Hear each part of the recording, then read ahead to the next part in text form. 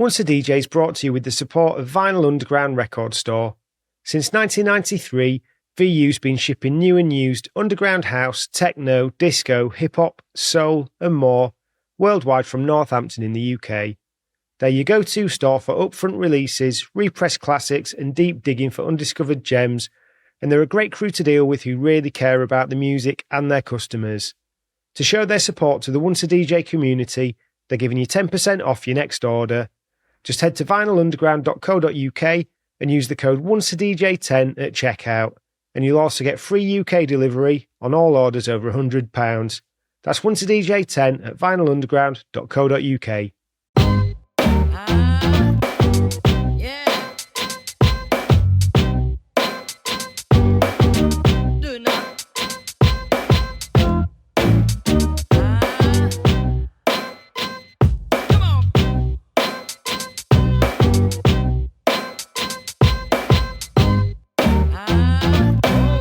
Nice. Before we get back to the show, I just wanted to tell you that outside of this podcast, I run a business called Remote Control. That's remote-ctrl.co.uk, and basically it's where I get to do what I love: audio and video production, design management, all of that sort of creative stuff. And the nice thing is, I don't do it alone. Over the years, especially through DJing, I've met some seriously talented people, from producers to designers to videographers and more, and we've built this little network where we can pretty much take on any creative project.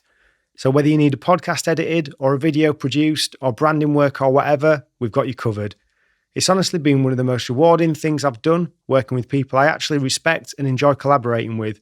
So if you've got a project in mind or you're just curious about what we do, head to remote-ctrl.co.uk and let's chat. No pressure, just good creative work. That was nice. Welcome back to Once a DJ, everyone, the show where we look back at what brings us together and what sets us apart. It's always nice to get into a new genre that we've not looked at before, so I'm delighted to welcome Hard House Dawn, one half of the Handbaggers, the Tidy Boys, and in fact the whole Tidy Empire, Amadeus Mozart. How are you doing today? I'm very well, thank you. Thanks for inviting me to your podcast. I do enjoy talking, so I'm looking forward to this. That's all good, and thanks a lot to Sam for hooking it up, Sam Townsend. Yeah, he's a good. I've worked with Sam since 2007, and I've got used to him. He's a good guy. I'm sure he'll appreciate that. So as we do with everyone, if we just start with kind of where music came into your life, really, and where you grew up. Right, I was born in a place called Kettering in Northamptonshire in 1965. Which is hard to believe for some people. I was born in black and white, as they say. I was born into a very working class family. We had a council estate, on a council estate. And I suppose humble beginnings. My mum and dad, my dad worked in a shoe factory. My mum also worked in a shoe factory. They worked very hard to bring us up. But my dad was probably my inspiration for music. He, for some reason, was obsessed with audio. He was an audiophile, I think we call. So he'd always come home with new stereo equipment, and you'd have a set of speakers and say, listen to these, and then he'd sell them the next week and buy some better speakers. He'd have a reel-to-reel tape recorder, new amps. So he was really into that. He would buy records every week, spend all his money on records. And I think so he bought me my first record in 1969. I was about 4 years old, and he bought it for me. And there was two records I always remember. One I don't talk about much because it's off bounds. It was Rolf Harris, Two Little Boys. Oh, wow. But hey, it was the last number one of the 60s. So he bought me that. And I'm the Urban Spaceman by the Bonzo Dog Doodah Band. So really two bizarre records. And Lily the Pink by Scaffold. So those were my first three memories of music. But then there was one album he bought, which was called Spotlight on the Moog, or Moog as it's now called. And what it was an electronic album that was totally synthesizer. I think it was originally in 1968 it came out, and it's an unbelievable album, and it's probably it's before Kraftwerk, so it's not talked about much. I think Norman Cook knows about it. Spotlight on the Moog, and because I think he sampled from Moog Indigo. So the Moog, or the Moog, was the synthesizer of the 60s. It revolutionised everything. And this album was called Spotlight on the Moog, and my dad played it, and what he loved about it, the music went from left and right speaker. It was all electronic, and I think that is what got me You know, if you look further down the line, it's that one album. And I've got it upstairs because I went out and bought it about 10 years ago. Was that when there wasn't a lot of stuff mixed in true stereo? Well, the Beatles were the first playing around with stereo. I mean, if you listen to some of the Beatles stuff now, it's 2 stereo. Well, it's hard panned, isn't it? Yeah.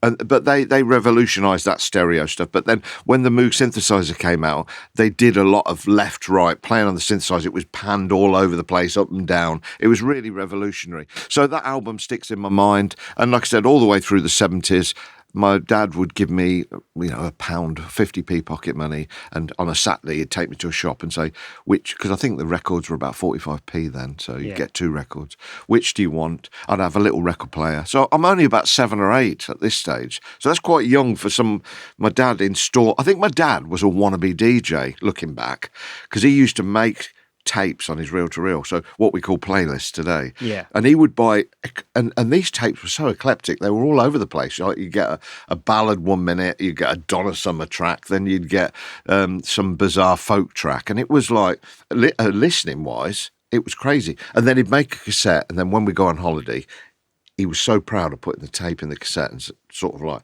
listen to what I've made. So my dad was my inspiration for my music and got me into it, and unfortunately passed away in 1996 and didn't really get to see any of my real music success later in life, which is a sad bit. But so that's where I was brought up, Kettering, and then obviously when I went to school, there was a couple of us that were into music, and a lot of people. I suffered when I got to 13, 14 because punk rock was about, and I was into disco. So imagine the clash and being picked on at school. I'm into the Village People, the Gibson Brothers, the disco chic scene of Studio 54, and all my mates are coming dressed as punks, thinking, well, they thought I was gay, basically. Even at 13 and 14, at school I was being picked on because I was into disco when punk rock was in flavour. Because like the revolt, would you call it, the whole like disco sucks movement in America is really well documented. Was that the same feeling and reaction over here? It was probably not as much. I think we looked at it afar. I don't think in the UK we took it that seriously. I know as a 14 or 15-year-old, because we're talking about 78, 79 now, when it was really booming and there was a kick. I think it was a bit of a novelty news item and I think it's legendary now, but at the time, in social media world, if social media was run out, it would have gone within 24 hours. But I think it was a big story because in 78 we didn't have much to talk about. So, yeah, I think it's legendary, but at the time it wasn't revolutionary what was going on. It was just a one-off news story that just blew up because it was nothing else to talk about. So I didn't feel that disco sucks. I think it was just that you're into ska, you're into new wave, punk, and disco was a bit alien to a lot of people, particularly at school when you're a young 14-year-old lad. You're supposed to be into punk, aren't you? You're supposed to be a bit. You're not. And I remember my mum and dad bought me a briefcase, which is really, and what I did to try and make good use of it, I got some paint and painted Chic, Crown Heights Affair, Gibson Brothers, all these disco acts on it in bright colours, which made things worse, really. Why did they buy you a briefcase? Because they wanted me to do well at school. They thought a briefcase was, he's not doing that well at school. Maybe a briefcase would make him at least look cleverer. But at school, I was good at art and I love music, although music lessons were dull back in the 70s. You'd sit there and listen to just rubbish, folk or classical. And as a young man, you didn't, play the violin or the recorder and get into music. It was terrible. So although I was interested in music art weren't great. I just did art. In fact, I skipped a lot of other lessons and I came away from school with only one O-level, and that was art. So I was destined to be creative, I felt. Yeah. So what did you do after school then? Well, in 1981, I went on a thing called a YTS, which was a youth training scheme.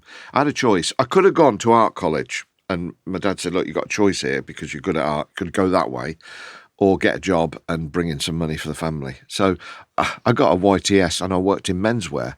I worked as a sales assistant in Kettering in a menswear shop. And what didn't help me, because I'd already had this being picked on for possibly being gay at school because I was into disco, I worked for a shop that in the town was renowned as maybe a menswear shop, you know, and maybe being a little, they used to call it the gay shop. Oh, don't go in there when they measure your inside leg. You know, it was literally like that. Wow. We're talking 1981, you know, things were different back then. So there I was, jumping straight from school thinking, all right, here we go. And I'd end up working in a supposedly gay menswear shop. So there I was, £25 a week. And what do I do with that £25 a week? I give me dad a fiver for board. And the other 20 quid went on records because I'm still buying records. But at this point, I've had a bit of a dilemma. I've had a bit of a problem. I've been into disco for the last 3 or 4 years, but my brother got me into Madness, the ska. Yeah. Everybody knows Madness. And what I loved about Madness is their videos. They were mad. I love the energy of ska music, and they were the band of the moment. And I had this sort of hair that suited disco. My brother had a skinhead and a sort of short, what we call a flat top. And I was in this dilemma. I love Madness, but I love disco. And in those days, you had to be one or the other. You couldn't be you were either a mod or you were into disco or you're a punk. You had to conform to what the fashion was. Because back in the day, and it doesn't happen now, I've found, music and fashion were so together. Well, you know, from the hip hop and everything else, everything back in the late 70s, 80s, if you were into style of music, you had to wear the uniform. So I went out and bought a Crombie, stay press, mod, thin tie. I was a mod, and yet I was still into disco. So in 81, I shaved all my hair back. I looked like I was in Madness, and I used to dance like Madness. And I remember getting up in a nightclub and copying Chaz Smash from Madness, who was the right-hand man to Suggs. He used to do this, what we call nutty dance. And I got up, danced to Madness, and all of a sudden there were about 20 people around me watching me, clapping me. And I thought, oh my God. So I became a Madness dancer in 1981. And I met my wife, and I think she fancied me because I looked like one of Madness. And all of a sudden, I found, people are looking at me quite like that, you know. So I became, everywhere I went, I did this Madness dance. In fact, I actually performed in a place called Corby near Kettering. Yeah. And somebody said, will you come and dance at our youth club? And I thought, okay. And he put on the flyer, Chaz Smash Nutty Dancer. Didn't put my real name underneath it. So I turned up at this school, and I thought I'd go out and do a dance on the stage. It was like school disco. I got mobbed because they thought I was Chaz Smash from Madness, and they had to escort me out the back. And when I got in my car, my mum's car, there were girls screaming. I thought, oh my God, if that's what stardom's like. So yeah, I'm 1981, working a menswear shop. I'm into Madness, still into disco secretly, although that phase had gone out. And then, did you at that time? Did you have other mates that were into disco, or was it like a solo passion? I had one mate who was into disco with me. He had a weird name. He came to school late. You know, one of these guys that you're at school and then this new kid joins when he was about 14. And his name was Basil Radwan. And he was Egyptian. And I thought, Basil, that's an unusual name for somebody who's come from Egypt. But it may have been his parents sort of making him more English, maybe, to fit in. It was an unusual name, Basil Radwan. And we would talk about disco all day. And do you know, we left school in 1981, and I've never seen, I've even looked on Facebook, you know. Right. You know, one of these friends that you think, where are they now? I heard he went on to be a lawyer, but I think what it is, if his real name wasn't Basil, I'm never going to know what his real Christian name was. And I never. So, yeah, there was one guy, I think it was me and Basil Radwan in the whole. And back then in our school, there was 1,400 kids, all boys. You imagine, 2 guys into disco, the rest of them into punk and new wave. Yeah, tricky times. But yeah, I had nobody to talk to it. And then I met one guy who was into everything, into Elvis and into. His name was Darren Kennedy, and I met him in 1980, so late school. We only had a year left, and he lived up the street from me. And all of a sudden, I found a very common interest with Darren because we were talking about stuff that hadn't happened. We were talking about taking tapes and editing records together on cassette very crudely. So you put a record on and you want it to be shorter, or you want to jump from. And so we had an interest in technology, music technology, and he lived up the road. So we became best friends in 1981. Darren Kennedy, who will actually come into my story in another 6 years when we talk about my name. So me and Darren became best friends, lived up the street. He also worked in a menswear shop across the road. Yeah, we were besties, I think, in 81. I'd also met my future wife in 81 as well, who I'm still with now, which shocks a lot of people because a lot of people don't stay with people for 44 years. We were childhood sweethearts. She was 14, I was 16. We'd only just left school. She went to the school up the road. So, you don't get many childhood sweethearts these days that stay together, do you? I think it's that we live in a different time where people meet different later in life. And, so me and my wife, Angie, or Angela, she was then, we've been together all that time. So she's actually seen my journey all the way through this. So yeah, there's a threesome happening there. I've got my best mate Darren Kennedy. I work in a menswear shop, and I've met my future wife, and things are good until the next stage, which is a weird one. My mum came home in 1982 and said, "Do you want a pair of disco decks?" And I thought, what the hell's a disco decks? And she brought me, they were broke, 2 decks. I think it was called Cloud 9 or something, or Cloud something. 2 decks stuck together with some knobs on and a couple of disco lights. Do you want them? A bloke at work's throwing them away. They don't work, you can fix them. So I thought, you know what? I'll get them fixed and see where we go from there. That was probably the start of my next journey. Yeah. Being a DJ. Because when I used to play music in my bedroom at home, thinking about it, in the 70s, my disco, whenever I played it loud, and I did play it loud, I wanted to open the windows so the neighbours heard it, which, if you speak to any DJ, I think that's inside them. They don't want to just play the music for themselves. They want to impress other people with the music that they're playing. It's a show-off. It's a way of, I bet you haven't heard this, because I was actually trying to buy rare records in 78. I was buying, when my dad bought my first 12-inch record, and when he bought it, I think it was in the Navy or something like that by the Village People. He brought it home and I stuck it on. I said, "Dad, you've got this is all long, it's instrumental, what's this?" It sounded odd. Yeah. You've got to remember, a 12-inch record, an extended version, was just weird. Like, you're so used to a 7-inch and it being 3 minutes long, to get a 7-minute version of it, it was just stretched out. And it was really weird, but I fell in love with the 12-inch format. From then onwards, once I got over the fact it looked like an LP, but it was longer, everything I wanted was on 12-inch. And this was like 79. So yeah, so I was always infatuated with extended versions, making my own extended versions. And then I got my disco decks in 1982 and fixed them. I always remember these disco lights. I don't know where they came from, but the flashing lights smelt piss. And I always remember that smell. It's quite distinct. Smells evocative. I had to give them a good clean, but it stuck with me for a while, that. So yeah, weird. You must know that memories are all pulled back from either smells or music, I think. It's usually a smell or a music that takes you back in time, isn't it? Yeah.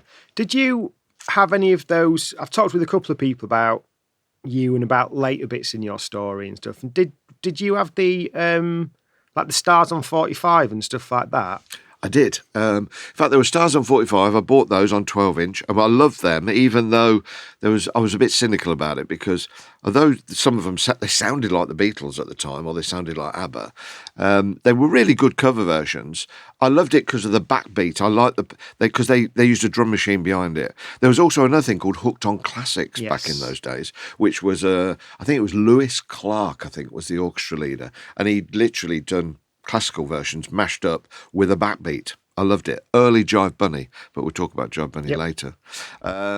So, yeah, to answer your question, I did like those, what we call medleys or segues back in the day, which, when you look back, were probably the early pioneers of mixing records together, weren't they? There were, bands making songs, going key and mixing together with a backbeat. They were probably the start of it, really. So, yeah, I was in love with those.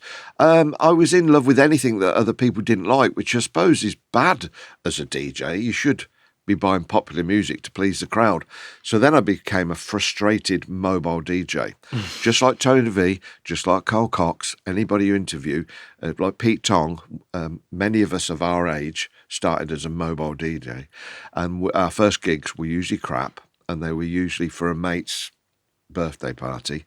Or then I got into weddings. And that was horrific because you literally but though I think you learn your craft as a DJ, as a wedding DJ, because you've got to please Nan, haven't you? You've got to please the kids. And you've got to buy the top 40. And then they'll come and want Cliff Richard. So you've got to have a very diverse collection of music. And you've got to please everybody. And you have to learn to speak on the microphone. Back in those days, you couldn't be a DJ just mixing and be quiet. You had to be. Ladies and gentlemen, the buffet's now served. And the gig's changed a bit, hasn't it? Because it used to be that. And you used to... It was very, very mainstream what people would want, I think, at a wedding back in the day. Whereas now it's like people want their particular genre because so much of it's digital and stuff. It is easy to go, right, we need an hour of drum and bass. We need an hour of garage. Yeah.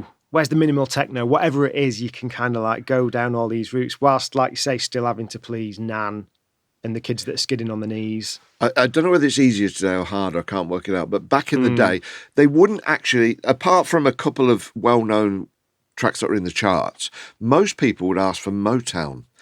In the early 80s, wherever I played, it was can you stick some Motown on? So people that went to weddings and discos were usually almost still enjoying stuff from 10 years ago. And the Northern Soul was very big in Kettering, where I came from. And Northern Soul, because of the mod revolution back in the early 80s, Northern Soul was being played a lot. And I liked Northern Soul. It was good. And what I liked about Northern Soul, and this is the DJ in me, it was that trying to find these white labels from America and stuff. And so that was, for me, when we get back onto Hard House, Northern Soul was a big subconscious inspiration for Hard House and the dance scene that we got today. Was there much in terms of like RAF bases and things like that in your neck of the woods around Kettering? Because that's how some of the stuff came over, isn't it? Yeah, like RAF bases. There was, yeah, and I actually played a couple, but again, you had a very mixed crowd. You'd probably have a couple of what we call train spotters in the back that would want, oh, can you play this white label B-side from America? I haven't got it. Oh. And then they walk away smiling. People wanted to down the DJ. They wanted to make him, have you got this? No. And I remember doing one gig and some guy brought literally a book of all tracks he wanted to play. And he'd gone out of his way to choose these rare records he knew I hadn't got. And he was just being an arse. Like, have you got that? And he looked at me and went, have you got that? No. Have you got that? And I remember, I think he got to about the 20th record and said, I've got that. And he went, oh, can you stick that on then? So, yeah, it was hard work being a DJ back in the early 80s. And then I had this real dilemma of me wanting to play, because the next thing that comes along is my real passion. And this is the start of Hard House. The next thing that come along, I went to me and Darren Kennedy. Darren Kennedy's dad was gay. And we're talking about 84 now, 83. And him and his partner used to go to a gay club in Leicester, which was called Spots back in those days. Now, don't forget, I'm sort of like a 19-year-old lad. I've got a girlfriend. My reputation before me says that he's into disco and village people. He works in a gay menswear shop. And now he's going to a gay club. Come on. Amadeus, you've got to come out the closet, as it was called back then, surely. No, I want it. I went and I had the best time of my life because I was, how can I put it, emotionally, I wanted to feel like crying. I went into a club that was black, had two lasers, filled with smoke, smelt of poppers, and was the most underground feeling and vibe, bass, loud music in my chest I'd ever heard. And it was called High Energy, was what they're playing. And it was a 128 BPM, which at the time was fast, believe it or not. Most pop records and dance records were slow. So 128 to 136, it was what we call, looking back now, God, it's not banging at all. But at the time, you thought, this is taking my head off. And then I looked up at the DJ, who was hidden away in the corner, and all the records were mixed together beautifully. You didn't know when one record was... So this is 83, 84. The DJ's blending these records together. I'm used to a mobile, like fading it down and used to gaps and silence. All of a sudden, I'm there for 4 hours and never heard a gap. In fact, I didn't know when the tracks were changing. And what are these tracks? I'd never heard them before. And then I actually got to know the DJ, and he would show me the sleeves, and I'd look at them, and I'd almost like photographic memory, like, right, okay, it's called So Many Men, So Little Time by Michael Brown. So, right, I'm going to try and get that. And then I couldn't get them in Kettering because we had two shops. One was Revolver, another one might have been a HMV, and you just didn't do High Energy. So I had to go to London to get my records in 84. Me and Darren Kennedy, we're both into this. We found something that only an underground gay crowd are into. Nobody knows about it. It's our secret passion. I'm still playing weddings. And then I found I'm starting to go down badly because I'm putting High Energy in the middle of a wedding set, and everybody go, what the hell's this? But it's me fighting. I want to be that DJ in Leicester. I don't want to be this DJ playing this shit pop. Please get me out of here. Real dilemma. And also Darren had learned to mix these records together. And I went round his house once and said, look, I've got these decks and they've got a pitch on them. They weren't Technics. They were belt driven. They weren't. Yeah. And he said, look, if you move it, and we were trying to get these records in time. So we learned to mix together. And God, looking back, it was you don't appreciate history until it's at least 30 years old, I don't think, do you? It's when time's gone that you appreciate it was a magical moment. So we literally spent every non-working hour trying to mix records together, making tapes. And this is 83, 84. We're having the time of our life. My wife's coming, my girlfriend's coming to the clubs. She's loving the music as well. This music, by the way, Adam, is pre Stock Aitken Waterman. It's where Stock Aitken and Waterman got their ideas and concept from. It's underground. It's Italian imports. It's coming from Europe. It's not coming from America. While the hip hop boom was over there, a totally alien scene was over here, which was, gay. And this is where house is going to come from. We don't know it yet, but house is going to be born in a gay club in the next 2 years. And we don't know. We haven't seen it coming yet, but I was there at the beginning of High Energy. Yeah. And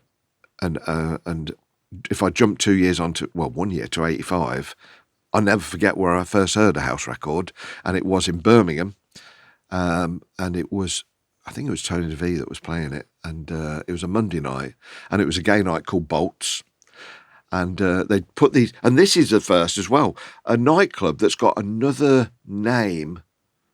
We get used to Sunday Central and all these nights now that take over clubs. But this night called Bolts was a gay night that used to go around the country, Luton, Birmingham, Leicester and different places, and put a night on. So I went to Bolts on a Monday night. It's now the O2 Academy in Birmingham. On a Monday night, there must have been 2,000 people there. Tony DeVee's playing. And I hear Eurobeat and High Energy is camp. It's still got energy, but you're dancing to a song. You've got a song. And so we're used to songs. We're not used to anything else at this point. You've got to try and get that into your head. We've always danced to, obviously with hip hop you've got rap, but it's still almost a verse, chorus, verse, chorus, verse, chorus. Yeah. We've never experienced something that hasn't got a verse, chorus format. And then this track comes on, and all I could hear, and this is really weird in a gay club because you've got the songs, the high energy camp music. Then you've got this track that goes, Jack, Jack, Jack, Jack your body, Jack, Jack. And it does nothing but that all the way through. And I'm on the dance floor looking at Darren saying, what the hell is this? What? It's doing nothing. It's just the same word repeated. And as far as I can remember, I'd never heard anything like that before. Yeah. And I thought, is this going to go on forever?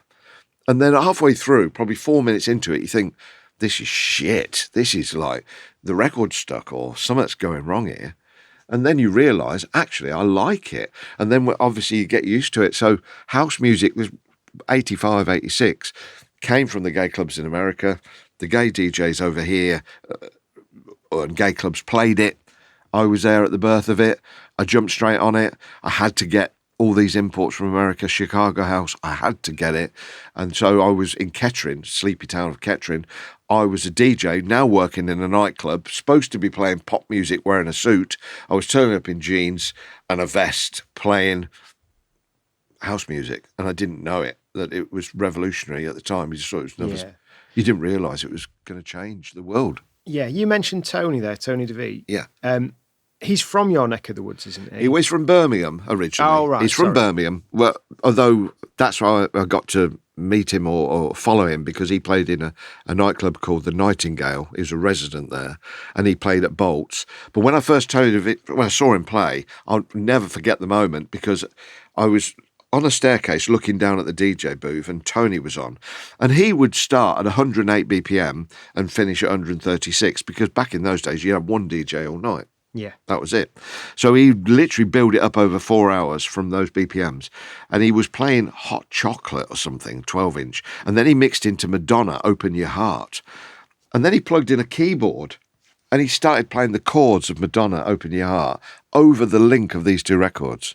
And I thought, oh my God, this is just, I've never seen this before. A DJ playing over the top of a link going into another record. Hallelujah. So that was my first thing. I've got to get into this. At the same time, as a DJ, I'd fallen in love with DMC, Disco Mix Club, who'd done mega mixes for DJ use only. Yeah, and DMC at the time was a very different thing to what it then became in the 90s. Yes. So if you can kind of talk to that a bit. Yeah, they started in 83, I believe, and I think they probably started on cassettes, then they pressed on vinyl. So what they would do, they would make what we call, I suppose, mashups these days, but they would put together 8 or 10 tracks that were current, and they would mix them together in a studio digitally, or analog actually, but they'd mix them together, and then they would press them on a two 12-inch LPs, and they would come through. You'd pay £20 a month, and you'd have to prove you're a DJ to get them, because their license meant that only DJs could play these in clubs. They were not for sale for the general public. So you paid £20 a month, and what you'd get is 2 vinyl with lots of different mixes, and occasionally you get a remix of a track, and also you get a magazine, which back then was called Mix, a little pamphlet, about 8 pages, called Mix Mag. And that was it, Dave Seaman that started that? It was Dave Seaman, yeah. And it was a supplement piece of almost a pamphlet that went with it reviewed what you got with your records, and had a couple of adverts and probably a little bit of gossip, the industry gossip, and a chart. That's all it was. And it was called Mix Mag. And it got bigger and bigger from sort of 86 onwards. It just grew every month. There was another 20 pages. Then they got sponsorship from Technics, and they did the World Mixing Championship. And so the magazine grew to be, phenomenal. And it was a part of the music industry eventually. But it started with DMC. And the other thing, at the same time, when I joined DMC in 1986, I also joined a new company that had just set up that year called Music Factory Mastermix. And they were like DMC, 2 bits of vinyl, £20 a month. So I was paying £40 a month for these 2, but I loved it. Oh my God. I remember Paul DeCane, a great producer. As a DJ, I hated playing U2 indie stuff and stuff like that, because when you're in a nightclub, you still get these requests. So when somebody like Paul DeCane or Peter Slaghouse or Ben Liebram would remix a rock track, I'd go out my way to play it and really piss off the audience, because somebody would come over and say, "Oh, can you play U2?" And you think, "Oh God, I want to play house music." So you put the DMC remix on, which was cut up. I mean, it was edited randomly. It got a drum machine behind it. It was totally alien. It would piss off a U2 fan, but it would please a DJ. So I used to play it, and I used to get threats. People would come up to me back in the day, passionate, say, "You wanker, what are you playing this for? You've ruined a good record." And I'd just smile politely and say, "Well, I'm just playing a remix." So I loved DMC and I loved mastermix. They were two. When I went to work, I'd actually have the day off. I knew they were coming. I'd phone in sick, because I knew that I'd got 4 sides of music to sit at home and play. Yeah. And I got that giddy every month, insanely, almost feeling sick with excitement when they were coming through. I absolutely loved them. And obviously without them, I wouldn't have become a producer or a DJ as I am today. At this point, were you still working at the clothes shop? No, I jumped a bit there. I still was in menswear. I left there. I had a brief spell of working as a trainee cameraman for a company called NTV Films, which was short-lived. I then went back into menswear. And then what happened is, bizarrely, I lost my job.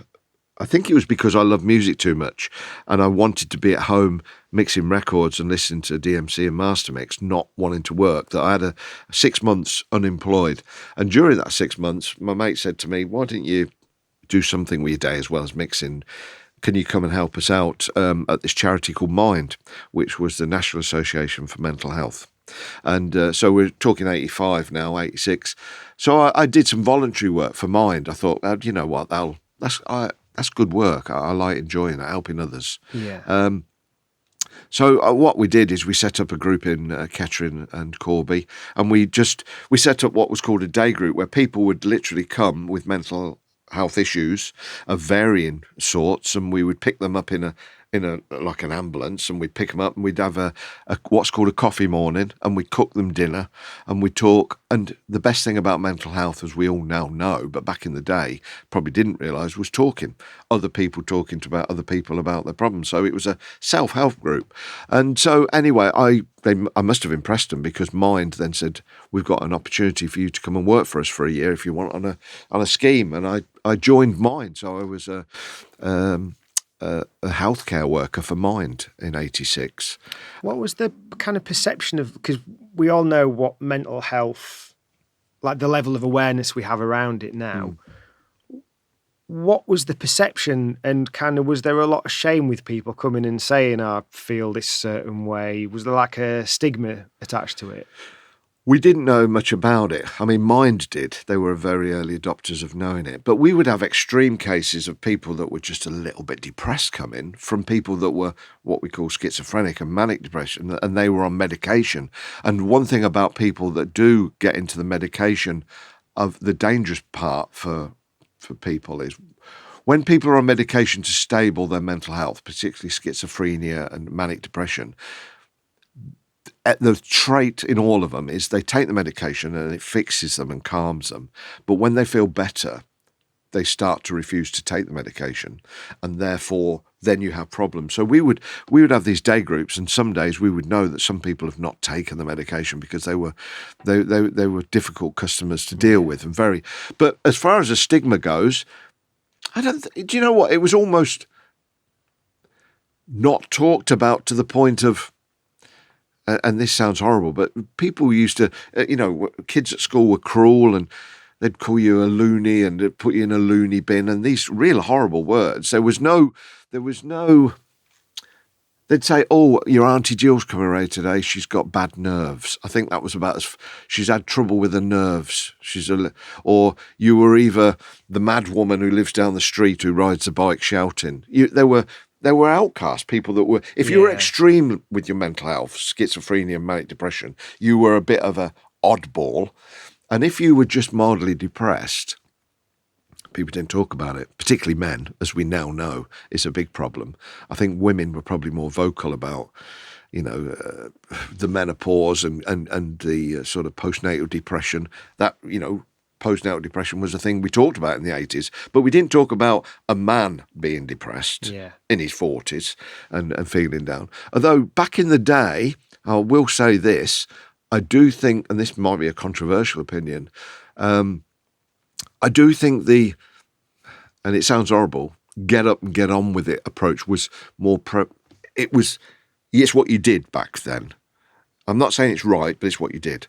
So if you were down, other people would look and say, oh, come on, that old classic, G yourself up, feel better, come on, shake yourself out of it. That was the terminology that was used all the way through the 70s and the 80s. And maybe, just maybe, we sometimes, I feel now, maybe over-talk about our feelings, which can in turn have a negative effect. So we might be, let's just say it's 1985, I've woke up. Not that I must stress that I've weirdly never suffered with my mental health myself. I've just been one of those lucky people that hasn't had that situation.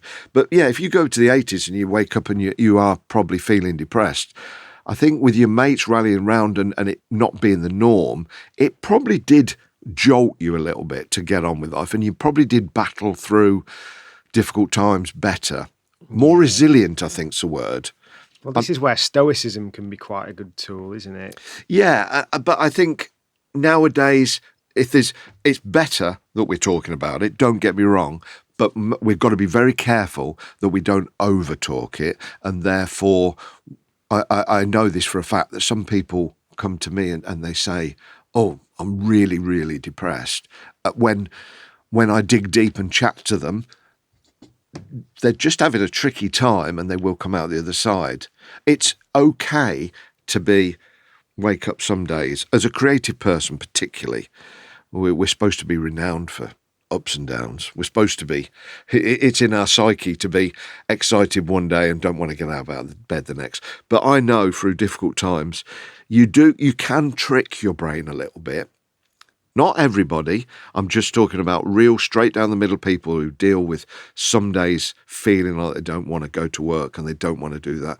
You can trick your brain a little bit to get back on track. And I think if I could just change one thing about today's mental health debate is let's bring a little bit of the old days in, shake a little bit. I always think if somebody's got mental health, you want to put your arm around them, hug them, but you also want to give them a slap on the wrist as well to wake them up, because some people do get into ruts. I know what it's like some days. If I'm the only time that I ever feel a little bit, I'm not saying down, but lethargic and don't want to do anything, is the time that I make myself. So I'll say, right, this weekend, I'm not going to do anything. I'm going to lay on the sofa and watch darts and really I'm going to be lazy this weekend. Come Monday, I don't want to go to work. I feel, I really do feel, I've almost put myself in a lazy, don't want to do anything state on purpose. And I find it difficult to get back out of it. It's like putting your car in neutral and then Monday trying to get back into sixth gear is difficult. Whereas if you're going through the weekend and I'm going to just go down to fourth and fifth gear, come Monday, it's easy to get back into sixth gear. So I do think that we sometimes can trick ourselves into a mental state. Yeah. Do you see what I mean? Yeah, sometimes it's a bit too easy to kind of wallow. It's hard, isn't it? Because it's different for everyone. And like, to your point there about sitting and just doing nothing, like, I think sometimes I find I just have to do that and just sit in it for a day or two and just be like, well, yeah, it is what it is. Sometimes it's after you've done something that's been quite high sort of pressurized. When that deadline's gone or whatever, I'll have a couple of days where I'm like, I just can't even kick myself into gear. And it's like, do you know what? This is kind of needed. So I think it's that self-awareness is a big one, isn't it? I agree. Knowing what triggers what with you. So I've got some intel that you weren't born Amadeus Mozart. So I think the story of that is around now, right? It's bang on. It's 1986. I'm working for Mind. Me and Darren Kennedy at this point is getting involved. He's still my mate. We're learning to mix. We're in his bedroom. We're going to gay clubs. We're still into the music we love. And he helps me with the Mind. He becomes a helper as well. And one day, Joanne, the girl at work, said, we need to raise some money and a bit more awareness for Mind. You got any ideas, lads? And we sat there and we thought, well, what could we do? We might not be raising money, but let's get awareness. So it was my idea to change our names for Mind, the charity. And we sat there. And at the time, I was actually going through a weird phase in my life where, as well as being into banging house and high energy, my relaxing to get away from it was going home and listening to classical music. Mm. And I had a friend called Norman who worked for Mind and said, he introduced me to, hey, listen to Beethoven, listen to all this music. It'll relax you. It's brilliant. Get away from the banging music playing at the weekend. That'll be nice. Chill you out. And I got into it, and I really did take a lot of interest in classical music. So at the time, this is where what's called planets align. I'm into classical music, I'm a DJ, and we were going to raise awareness and money for Mind, who we work for. So I came up with the idea of changing our name, and I said, I think I'm going to change my name to Wolfgang Amadeus Mozart, the full bang. And he said, oh, I'll change my name as well, and we'll do it together. But at the time, I didn't like Wolfgang, but I did like Amadeus. And I think the single Falco was about at the time. There was a number one record Rock Me Amadeus. Rock Me Amadeus was bubbling around the same time, April 86. And so I said, I like the word Amadeus, so I'm going to be Amadeus Mozart. And he said, right, I'll be Johann Strauss. That's crazy, isn't it? And I said, it's not crazy enough. I said, right, middle names. I'm going to be Amadeus Celery Mozart. And Darren said, why celery? And I said, well, it's got nothing to do with classical music and it sounds weird. So I changed my name to Amadeus Celery Mozart, and he changed his name to Johann Tomato Strauss. And we got in the local paper, and actually we got on the front page of the local paper. And to tell you how big a story it was, Chernobyl was on page 2. Wow. Yeah, typical local paper. There's this big explosion in Russia. I think somebody got stabbed on page 3, and we were on page 1 holding up signs with our names, actually, where they made us, typical local paper. We're going to write some signs. Can you hold them up and smile to the camera? Full page from Evening Telegraph. Amadeus Celery Mozart, Johann Tomato Strauss, changed the name for charity. And we done it. We raised £250, which is not a lot. There was a sponsored walk at the same time. Bad timing. But we did raise awareness. We got in the Sun newspaper. We had local radio come round. So it was good. It was good for Mind. Because every news story said, we're doing it for Mind. We're doing it for Mind. We had intentions to change it back. Weirdly, I think it was 4 weeks later, I was playing in a place called Daventry, and it was a fancy dress do. So it was come dressed as a woman if you're a man, and come dressed as a man if you're a woman. And I was DJing, and me and Darren went, obviously, what was called in drag. And we were driving back from Daventry, and I couldn't believe it. I wasn't breaking the law. I don't know why the police pulled me over. But 3 weeks after I changed my name, I was in drag. I'm driving back from Daventry to Kettering, and the police pulled me over. Now, back in those days, they never had computer systems. Out the car, of course, I'm in stocking suspenders. Then he says, right, what's your name? Then the problems start. So I have to say Amadeus Celery Mozart without laughing. He's looking at his fellow police officer going, what's going on here?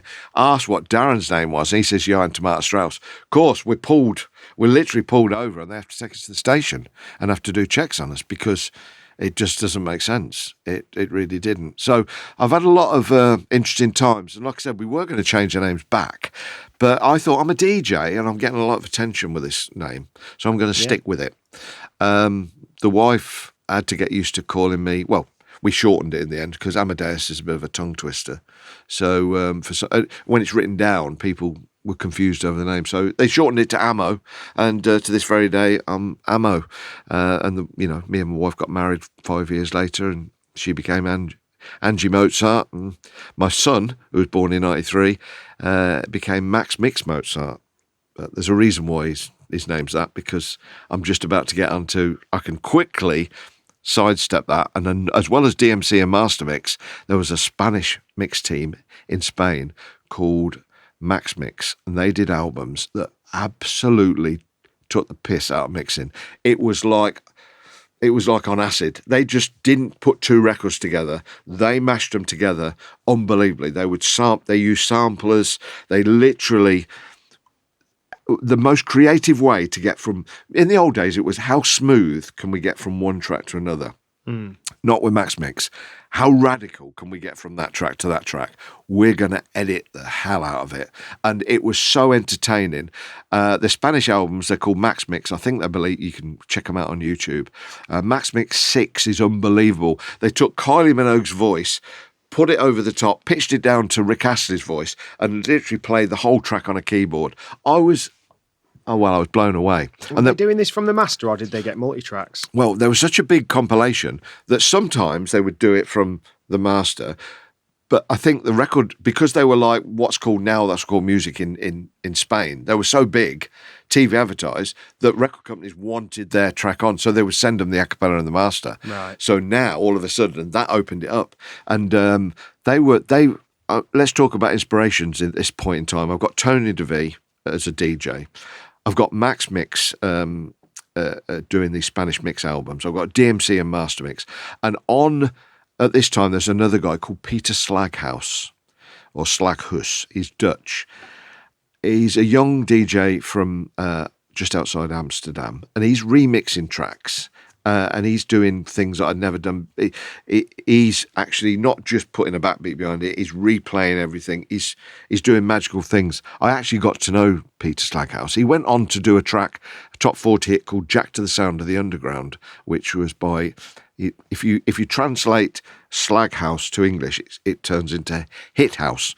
And he had a top 10 hit in the UK under the name Hit House, which was called Jack to the Sound of the Underground. Now, weirdly, back in those days, I still don't know how I did it. How did we do it without the internet? I'm trying to work out how the hell I got to know this guy in Holland. And how I did it, I went on a ferry to a DMC convention in Amsterdam, and I went and saw Peter Slaghouse, who was at this DMC convention, and I went and said hello. And he wrote on a piece of paper his phone number and his address. This sounds real prehistoric. It's hard to think we did it like this. And then he said, I told him how much I loved his stuff, like a big fanboy, and I want to buy a studio, and I want to get in, and I want to be like you, you know. And I think he's only a couple of years older than me, so he's probably only about 24. And he was so nice, real nice guy, Peter Slaghouse, and spoke great English and was just a fun guy, and said, look, there's my details. Next time you're in Holland, come and see me. Anyway, 2 weeks later, I thought, I want to go to Holland again. I'm going to make an excuse. So me and the missus went to Holland just for a trip. And when I got there, I gave him a ring and said, Pete, I'm in Amsterdam. He just thought, Jesus Christ, I've only just given me his phone number. This guy's a bit of a pest. Can I pop down and see you? He came up to Amsterdam. He lived in a place called Rijswijk. Came up, met us on the train, took us back to his, and he said, I'm going to show you my studio. And he showed me, he had a reel-to-reel Tascam 32 tape recorder.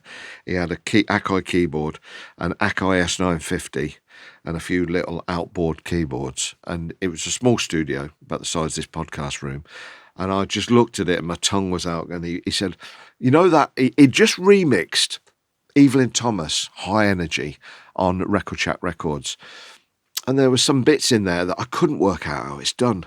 You know, we're so used to computers and we take it for granted. I just couldn't work out how he'd chopped this thing up so tight. And then I thought, because back in the day, I thought he'd cut the tape up because that's what we used to do. But he said, no, I didn't cut the tape.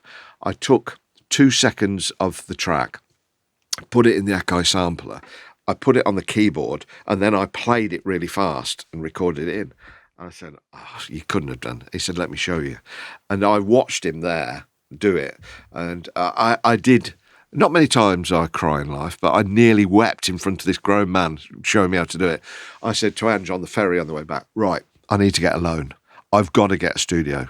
This is early 89. I've got to get a studio. I'm a DJ. I want to do what these guys are doing. So I went to get a loan. And at this point, things are coming together. Jive Bunny's in the charts with this mashup of rock and roll records. Yeah. In fact, they're number one. And so for anyone that doesn't know, It's a lot of like Glenn Miller and things like that mashed up, isn't it? And Elvis Presley and Buddy Holly. Absolutely huge commercial. It was... Jive Bunny went on to sell 15 million records, and their first singles were 3 number ones. They broke the record as having their first 3 singles as number one. They were in '89. Jive Bunny were everywhere. You couldn't move, and I remember getting the first Jive Bunny record because originally, if people don't know this, it appeared on Mastermix, an issue, the DJ only use. Right. It wasn't a single. It was. And I remember being at home, the days off I had being sick. I remember putting it on, and it was by a guy called Les Hemstock. And I put it on, and for the first time ever, this wasn't like Stars on 45 covers. This was Elvis Presley being sampled over a drum beat. It was sacrilege to people who are into Elvis. As a DJ, I thought it was 5-minute rock and roll mix that I could play out at weddings or in clubs. I thought, this is brilliant. And I will never forget it. I played it and thought, that is going to be a hit. Little did I know that people who owned Music Factory Mastermix was John Pickles and his son Andy Pickles. I didn't know, And what happened was, jumping the story to Jive Bunny before I get onto my own studio, John Pickles saw the potential in this track, who owned Mastermix, and thought we could put this out as a single to the public, not just for DJs. And I think Les Hemstock went in the studio with young Andy Pickles, his son, and they redid it because there was one track they couldn't clear, so they had to remake it. So they went in, and that single that was for DJs only became Jive Bunny. And Music Factory put it out on Music Factory Records. And the tale goes that John Pickles remortgaged his house and put his whole livelihood on the line because no record company wanted to sign it. But John Pickles believed in this single. And it went in at something like 38 in the charts, and that was a success. And then I think Radio 1 played it as a one-off. Before you know it, it's number one. And it sold millions of records. So good on John Pickles for believing in it. And so, Andy Pickles mentioned there, he's going to come in the story shortly. So Peter Slaghouse, I want a studio. Right. He writes down what equipment I need. I say to the wife, I need a bank loan. I go to the bank, Barclays, sit down to the bank manager. Hello, my name's Amadeus Mozart. I'd like a bank loan. I want £5,000, please. What for? Well, listen to this. I want a studio to mix records together, and I'm going to make a living out of it. The guy looked at me, and he was almost abusive. He said, you're having a laugh, aren't you? You're never going to make money out of mixing records together. Why should I give you £5,000? And then I quoted, I think, Jive Bunny. I said, well, look, Jive Bunny are in the charts. They're making a living. They've sold millions of records, mixing records. That's what I want to do. I brought it down to layman's term. You must have heard of Jive Bunny. He said, no, I'm not having it. I'm not giving you the loan. Went back to the wife in tears. I thought, we're never going to get £5,000 because, it was a lot of money back in '89. She said, well, why don't you go to the Yorkshire Bank in Kettering and pretend we want a new kitchen? So I went to the Yorkshire Bank and said, I need a new kitchen. Oh, right, how much do you need? £5,000. What's an expensive kitchen, isn't it? Oh, yeah, I'm doing it all up. It's going to look lovely. All right. But anyway, I hadn't got good enough credit. The wife got it in her name. So the wife got a loan for £5,000 for a kitchen. 2 days later, I'm in London. I'm buying an Akai 950, a Tascam 32 tape recorder, Fostec mixer, 2 Technics 1200s. I've got the beautiful studio that Pete Slaghouse has, and I'm going to make a living out of it. And I was determined.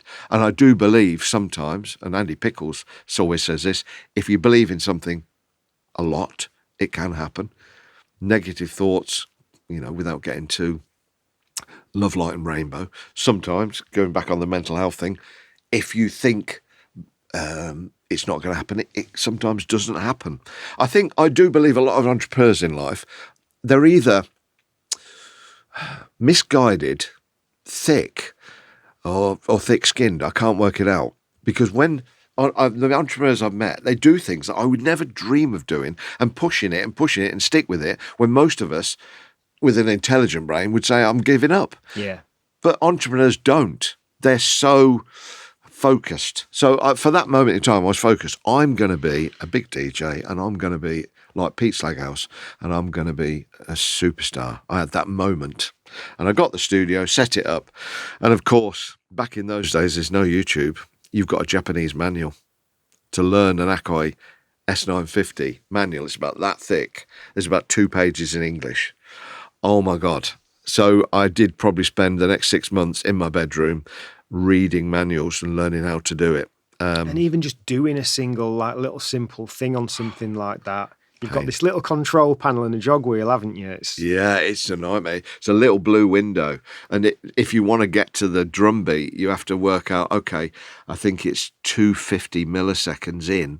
You know, I mean, to edit records together back in those days, it wasn't digital. So you had a tape recorder, a reel to reel. And so if you want to jump from one part of a record, what you do is you'd get a thin razor blade and you'd have a piece, what's called a Chinograph white pencil, and you'd mark the drum beat where you're going from, pull it out, cut it with a razor blade, go to the next drum beat and stick it together with white tape. It might sound really primitive to a lot of people, but that's how we did it. And that's all we knew. So I suppose, but it was hard work, very, very hard work. So to put together a mega mix that we would do today in an hour, a mix it would probably take, I remember I did a mix that did eventually get on mastermix that was called 5 Years of House, and I tried to get all the big tracks of the last 5 years into 9 minutes, and it took a month to do. But anyway, I've got to get on mastermix first. I've got my studio, and I sent a tape in, a Janet Jackson megamix, and it was awful. At the time I thought it was great, but they politely declined, Music Factory, and said, we can see potential, but you need to get your skills a little bit better. At this point, I joined up with another friend, Darren Kennedy, by the way, Johann Tomato Strauss. We'd sort of lost a little bit of touch, but he went and bought a studio the same. He went and bought $5,000 for the studio, exactly the same. And he went and tried to do the same thing as me. So he lived up the road and said, look, I've bought what you've got. I said, oh, brilliant. But weirdly, I've met another guy called Guy Garrett, who was a DJ, local DJ. And he was I got on better with him than Darren for some reason. I think we were both passionate about the studio equipment. So Guy Garrett became my new sort of studio partner. And I always think, this is me personally, I think sometimes creative things are done better sometimes when there's 2 of you in a studio. And it can be a lot of things when there's 2 of you. You've got that second opinion. So when you do something good, that person could say, hey, that's good. And when we do something shit, that person's there to say, that's shit. Whereas if you do something on your own, and you might find this when you're editing podcasts or doing something, you sometimes need a second opinion, don't you? Yeah. You doubt yourself. And sometimes you've done something brilliant that you've probably scrapped that would probably somebody else says, no, stick with that, Adam, that's really good. So I think working in pairs, I've always been a big advocate of that. So Guy became my when we got our new studio, he said, let's do it. So we did the Janet Jackson mix. We sent it to Mastermix. There's a guy called Martin Smith down there who worked there for ages, I think, since they started. And he rang. By this time, I'm now working. I've missed 1 year out. I work for Keep Kettering Tidy. Ironic. Yes. Yeah. Ironic. 1987, I worked for Keep Kettering Tidy. That was on a scheme. My scheme had finished at Mind in 86. I had nothing to do. Again, although I was into music, I needed something else to distract me. So there was another scheme to work for the Kettering Borough Council to teach kids in schools to put litter in bins. And there was a team of us, crack team of about 6 of us, to do this. And what we'd do is come up with a concept, work with the council to go to schools. And I came up, this is 87, this is before Jive Bunny, this is 8 years before Tidy Tracks. There I am working at Keep Kettering Tidy for Keep Britain Tidy. And I came up with a concept for the Kettering Borough Bunnies, because I thought bunnies keep their borough, because it's Kettering Borough, keep their borough tidy. So we came up with this big giant rabbit that would go around with schools, keep telling kids to look after their litter. Another play on. Nice. See what I mean? Borough, litter. I was creative genius way back then. So there we are. We went round schools. That was bad. Imagine this, right? There I am. What am I? Now I'm 22. I'm going to schools. It's all right teaching little kids that are under 7 to put at a school assembly. Here's the rabbit. Put the litter in the bin. 7-year-olds love it. They love it. Look at the big bunny. Try going to a school when there's just 16-year-olds assembly, and you're on stage with a rabbit telling kids of 16 to put litter in a bin. That is bad. We got abuse. I was embarrassed. In the end, I think I actually started to become almost Ricky Gervais and took the piss out myself doing what I was doing because the kids would get the irony. So I'd come on and say, don't want to be here, but kids, put your litter in a bin, see you, bye. I almost made a joke of it. So anyway, I'm working for Keep Kettering Tidy for a year. Then I really have a spell of getting obsessed with music, which is detriment to me earning money. Because back in those days, you got to still earn money. And my dad installed in me, my dad was never unemployed. This is another thing that's compared with today and then. If you were unemployed, there was a bit of a stigma attached. I think now there's not, because there's a lot of people unemployed, and I don't think it's as... But if you were a bit of an oddball, if you ain't got a job, well, you got to have a job. So I made sure I always was working. So Darren Kennedy was working for Booker Cash and Carry, which, if you don't know, they're the people that supply the corner shops with the food in bulk. And I worked for Booker Cash and Carry. I had to wear red trousers and a red jacket and stack beans. This is a low point. Adam, this is, you've got to have a low point in the story, haven't you? Here we go. Other people probably talk about alcoholism and real dark times, but there I am in a cash and carry, stacking beans in a red uniform. And all I want to do is be at home and mix. And there I am, daydreaming with a bit of paper of how am I going to get from Michael Jackson to Billy Ocean in my head. And yet I'm stacking beans. So me and Darren are both doing it, which is a good thing because we're stacking beans talking about how to mix. So I suppose if you've got a mate at work, I always say work is the best thing and the worst thing in the world, but it can be the best thing in the world if you really get on with your colleagues. Yeah. You're at work most of your life and then you die, as the saying goes. And if you don't enjoy your work, and sometimes it's not about I've got a fantastic job. You can have a shit job, but if the team around you are also doing the shit job, it's a good job. Well, it's like I worked at 2 different call centres in succession back after uni. The first one I worked at, like everyone knew it was shit. Yeah. Like no one pretended it wasn't. And then got made redundant from there. It was a classic outsourcing. Then went to a different one, but like one of my mates described it as a shit job brightly packaged. But so many people there, just the piss was taken with him, and it just wasn't, in my opinion, like a good job or a nice place to work. No. But because they had a PlayStation in the breakout room that you could barely ever get on, there was a lot of people that had this perception it was really good. And that was a struggle because same kind of enjoyment level as a job, but the first one, you're all in the trenches together doing this thing you don't enjoy because you need some cash. Yeah. The second one, you've got people that are just like blissfully unaware of just how much they're getting shat on. Yeah. So there's that kind of part of it as well, I think. So it's a shit job. Sometimes I talk back to some of my shit jobs that I've had, but the best ones were the ones that you got on with people you work with, and you all realised it was a shit job, but you had a laugh. I've never took life seriously, and I do get on with people that also have the same opinion, and I think if you can laugh your way through dark moments, it helps. So yeah, shit jobs, we've all had them. They teach you a lot as well. You what, sorry? I think you learn a lot from shit jobs.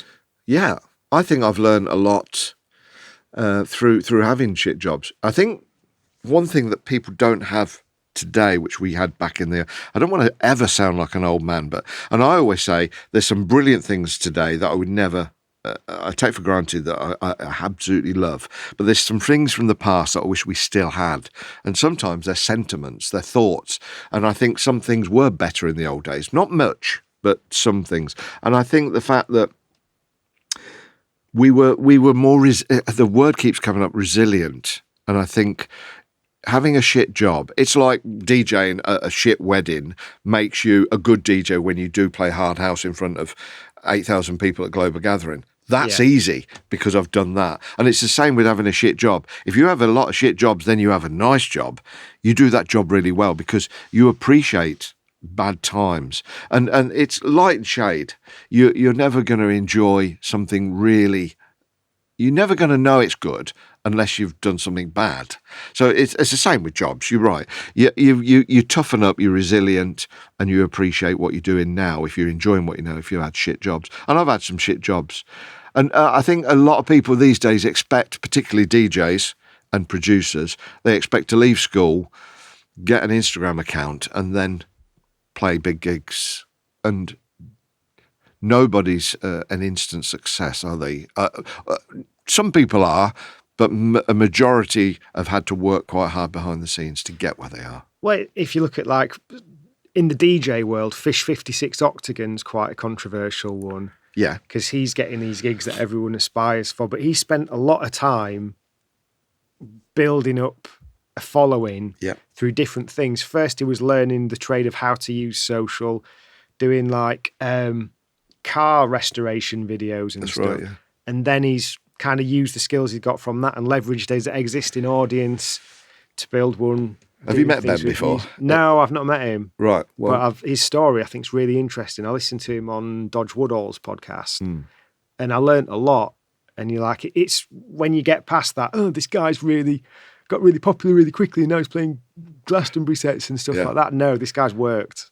He has worked, and he's a really nice guy. And the other thing I like about Ben, he's a nice guy. He's done well. I applaud him for getting where he is. I've met him a few times, and his favourite label is Tidy Tracks. Oh, amazing! And he said, if you flick through his record vinyl collection, Tidy Tracks are the most in his collection. So he is a big hard house fan. What I like about him, though, he's eclectic. He's not. If he was just into hard house, we wouldn't have had this. If he was just into garage or anything, I mean, we'll talk about it in a minute because it comes full circle to him. But yeah, what we're saying is, a lot of people do a lot of hard work you don't see to get the success. It's like Hannah Lane, who's a very big female DJ at the moment.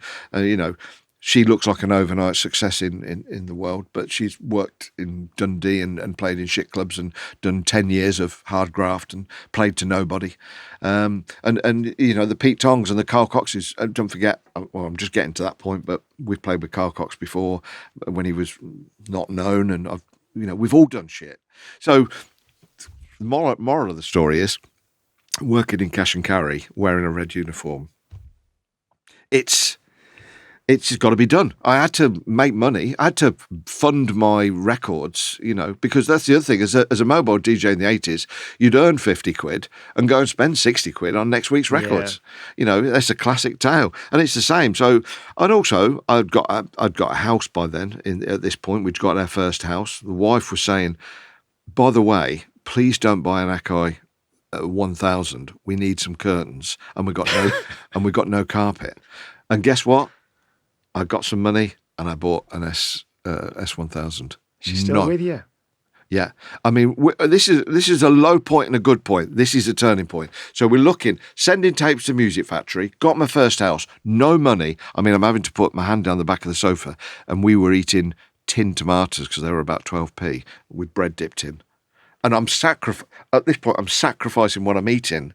And my wife, who's not my wife yet, we've got another 2 years, my girlfriend, we had a 10-year engagement, I had to be sure. She's stuck with me through thick and thin, got my studio loan, we're eating tinned tomatoes, we've got no carpet, and I'm upstairs trying to put Michael Jackson with Billie Jean in a mega mix for mastermix to earn 250 quid. That's what you got back in those days. If you got a mix on mastermix, you got 250 quid, which was nice. If I've got 4 mixes on, I've got enough money to get an S3000. Whereas the wife down saying, please, can we have some carpets? But it's sacrifices. She looks back now and thinks, okay, Amo, I get it now. At the time, I didn't get it. I could have given up really after being knocked back after the first few mixes. I got knocked back 6 or 7 times by Martin Smith, who was the head of A&R at Music Factory. But I persisted. And I'll tell you another thing I did, and this is the difference between poor Darren Kennedy Johan, who, by the way, is no longer with us. He passed away in 2019, but bless him. What he did, and this is the difference, and I finished a mix, and me and Guy, instead of sending it through the post, we drove to Ladbroke Grove in London and delivered it personally and got to know Martin. And we said, Martin, have a listen to this. Whereas as Darren, stroke Johan, sent his, got a bit lazy and didn't come out the house and became very insular. I was very, hey, look at me, have a listen to this. I'm not going to, you've heard it. Put my face about, got to know, became friends with Martin. And it's the old chestnut then.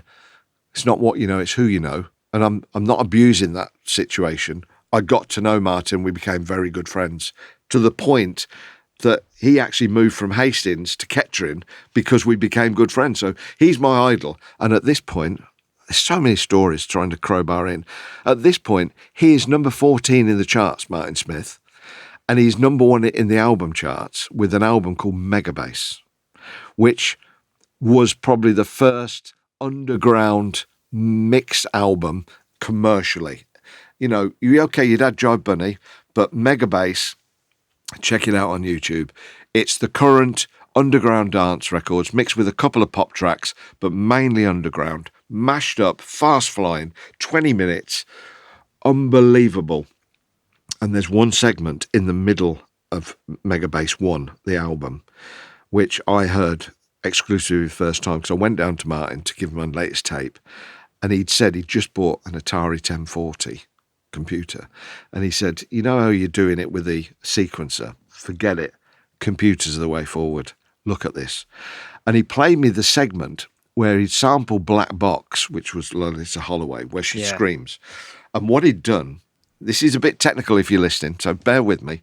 He literally sampled it, but he was triggering the sampler through the drum edit pattern of Cubase on the screen. So he cut the hell out of Black Box up, and each beat became a drum beat, and he rearranged it into a new pattern that I'd never heard before. And he said, I remember him touching the spacebar and said, watch this and listen to this. I'm in London, I'm sitting in a chair, and there's only about twice I've ever shit myself. Once when I was about 6, and that was because I was 6. But this time, shit nearly did come out. I'll be honest, I sat in the chair and I blew me away. Megabass 1, Black Box sequence, right on time, on a computer. Guess what? I had to drive back from London to Kettering, me and Guy, and all the way back was, how can we get some money to get a computer? Atari 1040. Yeah. In fact, it wasn't Cubase. It was Pro 24, which was the one before Cubase. So we were about a month away from Pro 24, which you had to be a mathematician to use, to Cubase, the very version 1.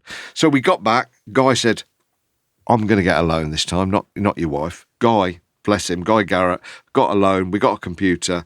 We were, that was the making of us. Atari 1040, Cubase, revolutionary. Megabass is at number 1. When the album comes through, I look on the back, I open it up. Martin had sent me a promo copy. I was reading the credits, and at the bottom it says, special thanks to Amadeus Mozart and Guy Garrett. And I wanted to run out in the street and say, look, I've got my name on a record. I think Amadeus was spelt wrong, by the way, but I've got my name on a record. That was unbelievable. And it's number 1 in the record charts. And Martin Smith is Megabass are on top of the pops, and Jive Bunny are on top of the pops. It's a great time to be alive. I'm going to the Disco Mix Convention. I'm getting to know all the DMC guys. I'm watching Chad Jackson scratch records with a snooker cue at the Albert Hall. It's a great time to be alive. House music's massive. I don't think people today can appreciate, I suppose it was like when rock and roll came along in 55. When there's nothing and then there's something. Yeah. Dance music from 86 to 91, those 5 years was revolutionary. It was like something new had been born, and I can't explain it. And, you know, the things we're not talking about, while this is all going on and I'm living my life trying to be a DJ producer, Acid House is born. People are going to raves, the Summer of Love, warehouse music. DJs are making records. Paul Oakenfold sending me records because he works for Champion Records back then, and his job was working in the warehouse, sending out DJ promos. I didn't realise it. I'm speaking to Paul Oakenfold on the phone, and I don't realise I'm in the thick of it. I'm in the thick of it. I'm at the start. I thought I was at the end, but I was at the start. Do you know when you always think, oh, I'm too late to get a studio? I'm too late. I didn't realise that I was right, perfect timing, really. Yeah. So you just mentioned there the sort of Summer of Love and the raves and things like that. I've not really talked to anyone about that that's outside of London, because a lot of the people that I talk to UK based, London is so much a part of it. And it's quite nice that we've had the mention of Ladbroke Grove, but other than that, it's been Midlands and stuff. So what was the experience of the sort of rave emergence in the Midlands? Well, I suppose I'm a clubber still, but I'm a DJ and a producer, and I suppose my clubbing life sacrificed because of my want to be a DJ and producer. So I wasn't going clubbing as what I call a clubber. I was going clubbing to hear what other DJs were playing, to hear new music, to almost be a voyeur of what's happening. So I was in a different zone on that dance floor. Don't get me wrong, I'm dancing, I'm enjoying it.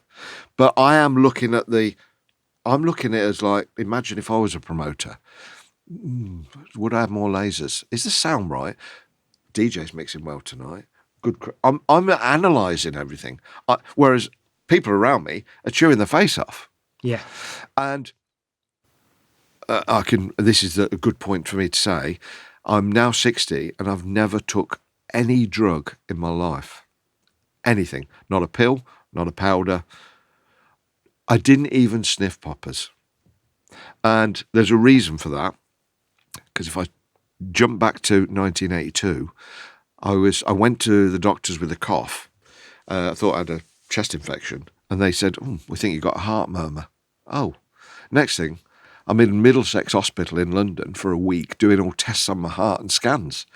I'm only at this point 17 years old, and I think, oh shit, I was actually rushed into hospital thinking of having a heart attack, but it was actually psychosomatic. I'd got a chest pain, because when the doctor tells you got something wrong with your heart, any chest pain, you think you're having a heart attack. So at 17, I had this.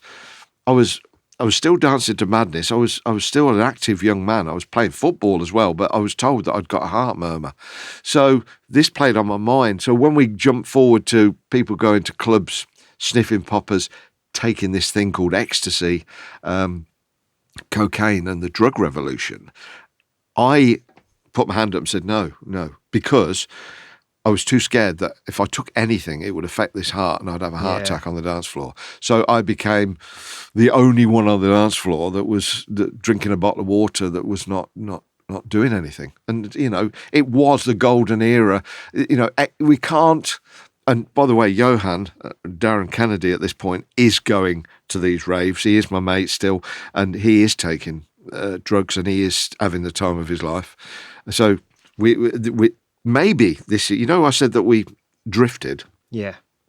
Maybe he did drift to the drug culture and his story is probably more hedonistic than mine. Mine's not that hedonistic. Mine's a bit too analytic. Although I could see everybody having a good time, and don't get me wrong, without that drug revolution and the what they call the ecstasy moment, we wouldn't be where we are today. It needed to happen, and the warehouse thing. Yeah, I mean, we put some raves on. There was a thing called Helter Skelter that was near us, and the early hardcore. And we were doing, when Megabass and the Hit the Decks period, which I'm just about to talk about now, this is not 89, but we're talking 90, 91, 92, where I think the warehouse raves kicked off. It's when music got faster and frantic, and people wanted it faster and they wanted it harder. So this is where hard house will eventually spawn from. Tony DeVee's no longer playing Kylie Minogue or Europop. Andy Farley's. We all followed suit. We moved from the Euro, it's too sweet, to House Chicago, to Italian house, to piano house, to acid house. We all. If you'd looked in Tony's box and looked at my box and Andy Farley's box and Ian M's box, we were all, little did we know it, around our own little silos and our own little world, we're all playing out the same box. We're all, when a new thing comes along, we're all into it. So, I think the Midlands did have its warehouse rave scene. It was more clubs. I think you have to go up to the Burnley. I mean, I spoke to a guy the other day. I think there's an unforgotten scene, which is these Burnley raves and this sort of Preston and the Manchester, which when I've learnt the stories about them compared with the London raves, these are more edgy up north. I've only just learnt about some of these ones where Rob Tessera played and that, and DJs getting threatened to be shot and police raids. In fact, Rob Tessera was involved with the biggest arrest of all time. I think 890 people arrested in one rave, all taken away. So, and these are the northern raves, which are a bit edgier. The promoters are a bit dodgier. So there was a dark, dodgy time, and I think the London raves are okay, and they were phenomenal part of the scene. But I think if you dig deep, you'll find that the northern raves were a bit darker and edgier, and probably happier. The thing that gets me is everybody talks about the hacienda a little bit too much. Yeah. But I think, looking back over club life, there's places like Gatecrasher and other clubs that I think somebody told me the other day that 3 times as many people went to a Gatecrasher than went to the hacienda. And yet here we are in 2025 and we don't really talk about Gatecrasher. We talk about hacienda like it was like a magic. I think there's, when you talked to me earlier and said, what was it like with the Disco Sucks era? And there was this sort of mythology that it was massive. I do think that we've in another 20 years, the hacienda story will get bigger. And yet probably at the time, it wasn't so big. Do you know what I mean? Yeah. Having someone who lived through it, of course, I'm there in 91. It wasn't the big story we were all talking about at the time. We talk about it more now because a few pop stars went there. It's a bit like Studio 54 and all the discos, If a pop star or somebody famous went there, it became big. But there was probably better nights going off than the hacienda. I suppose there was the art scene around the hacienda as well, wasn't there, and stuff. Whereas I think with Gatecrasher, like I played at Gatecrasher, but I played at Gatecrasher after Gatecrasher was big, when it was opening little bars, and I played in the VIP room of Gatecrasher, and I played in the VIP room which was dead at Gatecrasher. So it was very different to playing at Gatecrasher, And so I think as a brand, it kind of fizzled a little bit. Well, that's the problem. Hacienda boomed and then stopped, didn't it? And sometimes in life, we always say this when legends die early. I often think this about Tony DeVee sometimes. Somebody says to me, would he be a big DJ now? Probably not. We don't know. Is he a cult icon because he died too early? Was Elvis big because he died? Is John Lennon more talked about than Paul McCartney because John Lennon died early? So when things finish early, you don't see the demise. You see them at their peak, if you know what I mean. Although I don't think Elvis was at his peak. But Hacienda boomed, peaked. Gatecrasher boomed, but unfortunately carried on. And this is a worry. I'm not going to talk about it now, but I worry about Tidy because we've boomed and we're still here, although ironically having big success 30 years on. But I think what we're talking about this 93, going back to your question, I don't think that I can give you the story you want about those raves from a perspective as a clubber. I think I'm too indulgent into wanting to be the DJ, the producer, the promoter even, without knowing it. So it is difficult to talk about that as far as a mad, drugged up clubber, because, like I said, it sounds odd, but I felt an outcast, actually. I did feel a little bit like saying no to drugs, and trust me, I've been offered a lot more since then. You imagine being a tidy boy. Oh God, yeah. I've turned up, I've gone to Canada sometimes, and the promoters opened up his boot and said, "Take what you want, lads." And it looks like Boots the chemist, and you can have it all. And I've said, Andy wants a bottle of beer, and I'll have a Jack Daniels and Coke, please. What? And promoters around the world and colleagues have been almost offended that you don't. When you're in a green room or you're in the backstage and antics are going on, it's an awkward place to be when you're particularly in the heady days, you're the guy in the corner drinking the cream soda. It's difficult. And back in the day, like I said, Darren Johan is having the time of his life, and maybe he thought there's something wrong with me because I wasn't being party to the acid house scene. I wasn't taking acid or ecstasy. I love the music, but and do you know what? After a while, I realised that I probably wasn't going to die from taking anything because of my heart, but I got into a groove. It's like not smoking. I got into a groove, and saying no eventually felt good, And to this day, me and Andy, some people say, why has Tidy Tracks lasted so long? It may be because both Andy, I mean, I've got my reasons, my heart. I think Andy's just a bit of a lightweight. He never took drugs. He followed suit with me. So yeah, Hit the Decks followed the Mega Bass album, and it's height of rave. You know, we did what Martin Smith did when he did the Mega Bass albums. He had success. He did 2, I think, or 3, and then he didn't want to carry it on, and he said he wanted a new thing, Battle of the DJs. Now, me and I'm going to tell you, I've been to Rolf Harris's house now, so be prepared for this next thing. 1991, my first record ever put on vinyl as far as a single release goes is with Rolf Harris. Wow. So what happens is, I've collected records all my life, and I've got a thing called a stylophone, which is a little, it's almost a synthesizer organ, if anybody doesn't know. Big in 1972. And the person that advocated it and was the main man on it was Rolf Harris, who was, you know, back in the day, none of us knew he was a legend. So I got this record, which is How to Play the Stylophone by Rolf Harris. And Rave was big, and I wanted to make a big Rave record with a big Hoover sound in it, but I needed a vocal. And I sampled Rolf Harris playing the stylophone. And he says, how are you getting on with your stylophone?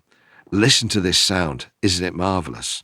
And I thought, now, if I could have a Hoover and him talking about the Hoover, not the stylophone, you could see what I was doing. I was making this little shitty stylophone sound like a Juno 8 or something, Jupiter keyboard, and it was really funny. So in 1991, I presented it to John and Andy Pickles and said, why don't you have a dance label and put this out as a single? And I think we put it on mastermix, and it went down really well.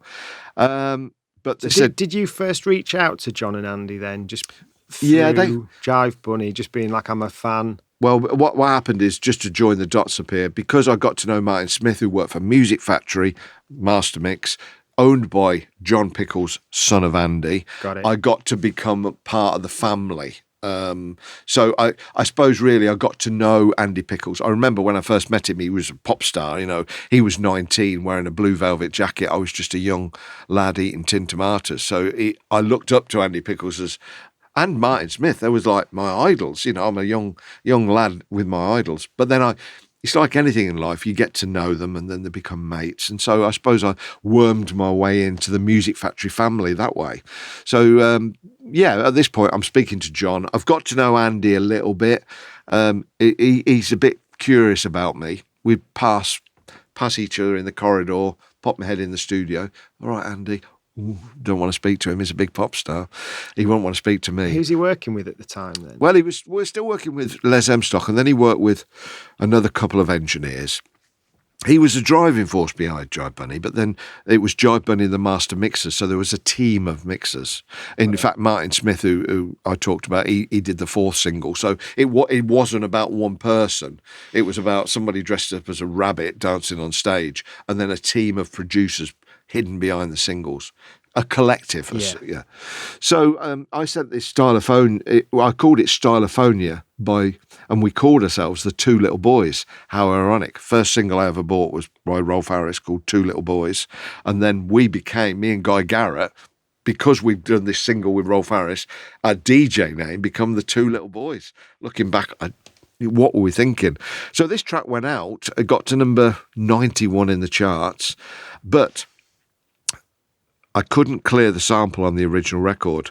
So John Pickles said, we're going to have to speak to Rolf Harris's management and re-record the vocals. So I had to go with Guy and Martin to Rolf Harris's house in Berkshire with a DAT recorder and a microphone and sit in his living room with Rolf Harris and ask him to recreate these samples.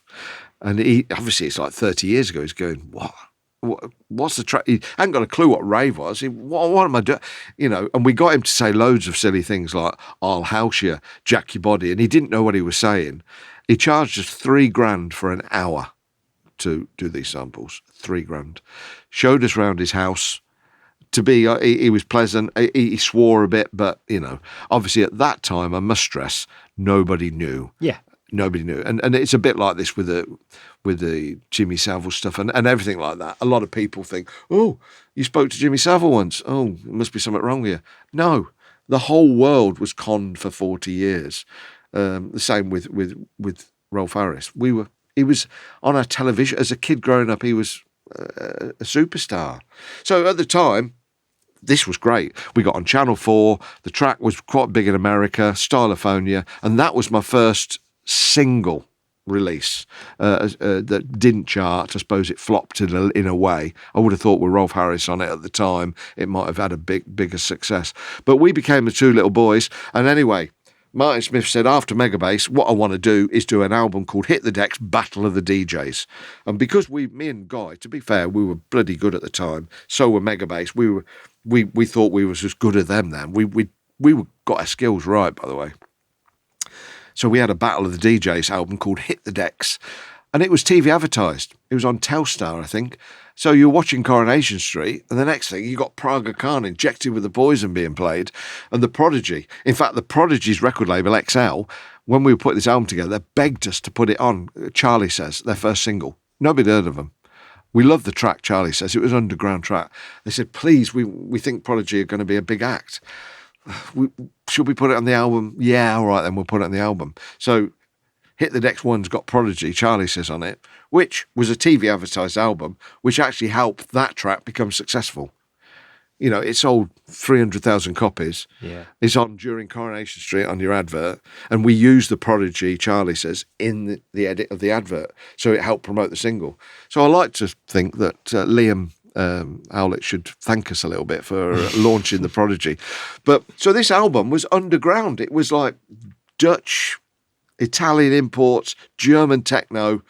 I think we had to put 2 Unlimited, you ready for this, on it, just so there was one UK pop record on it. And it was crowbarred in the middle, so some people would say, oh, I know that one, and buy it. But it was underground. Battle of the DJs, Two Little Boys versus Megabass. We'd done Volume 1, Volume 2, and Volume 3, we had Chrome and Time, Slipmat and Lime. Well, I remember number 3. Jason Chaplin at school had it in the days of, passing your tapes around. did So you? yeah. Carl Cox was on it.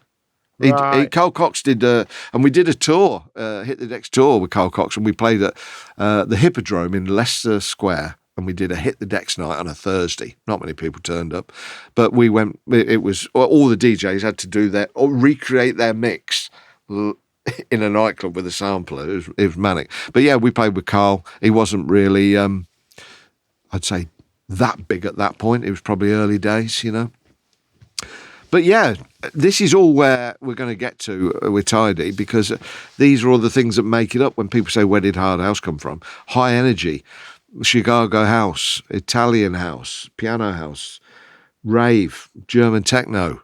Put it all in a pot, blender, and what comes out in the cup is probably Hard House. You've got to go through all this shit. But you can see where all the connections are coming.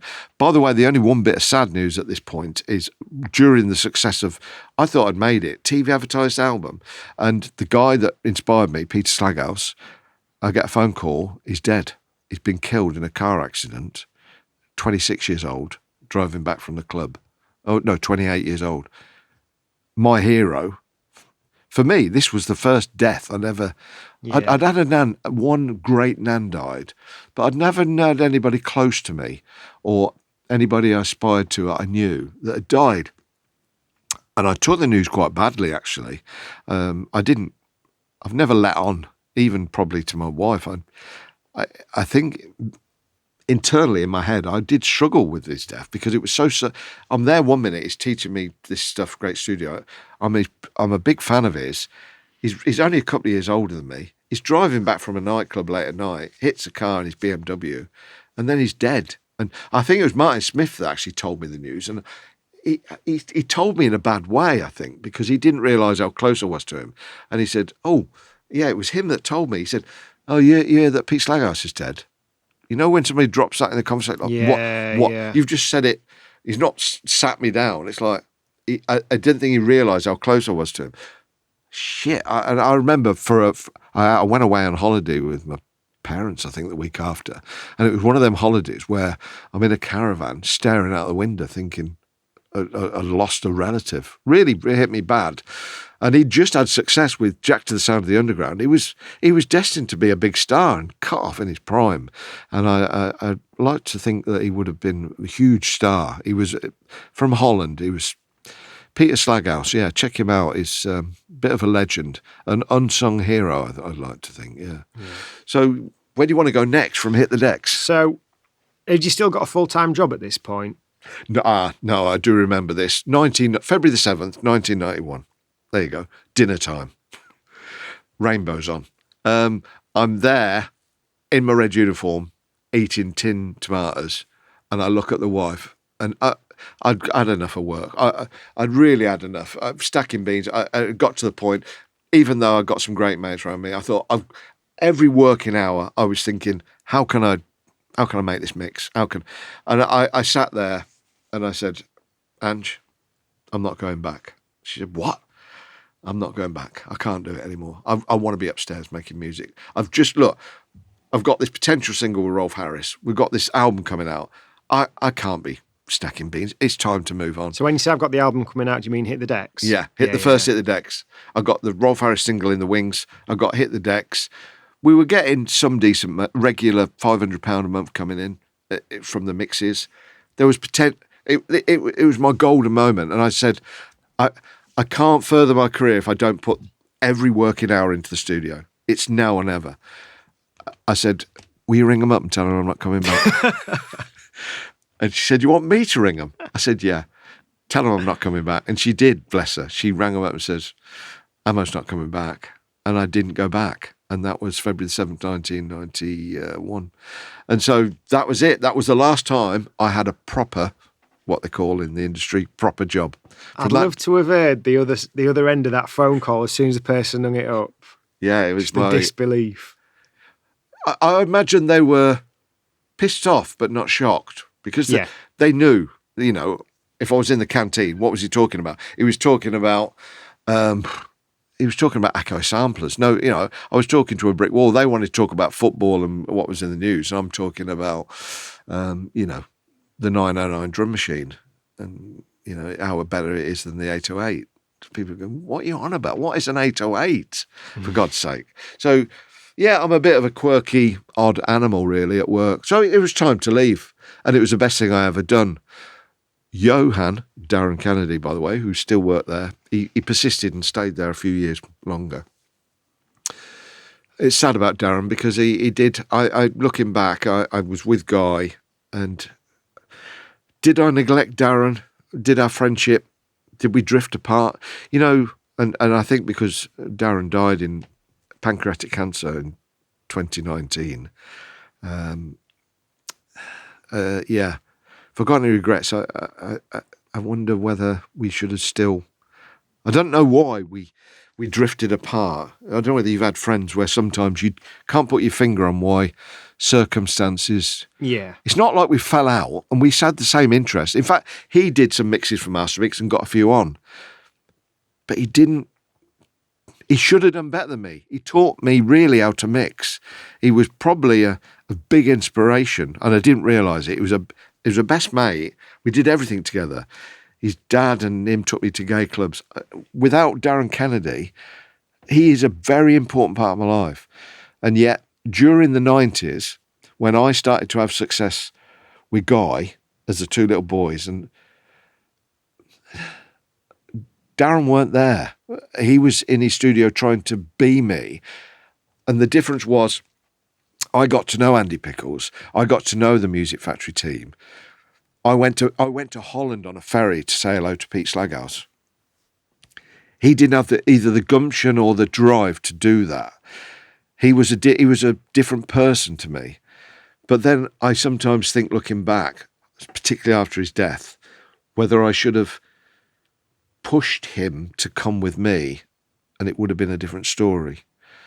It's hard though, isn't it? Like, I've got friends where we've been very close and we've kind of gone on very different paths, and in some cases kind of we've ended up at the same place, and it's quite nice where it's kind of gone full circle. But sometimes it just, you got to do your thing in your way. You know? drift, don't you? Yeah. You drift. It's not a falling out, and we had so much in common.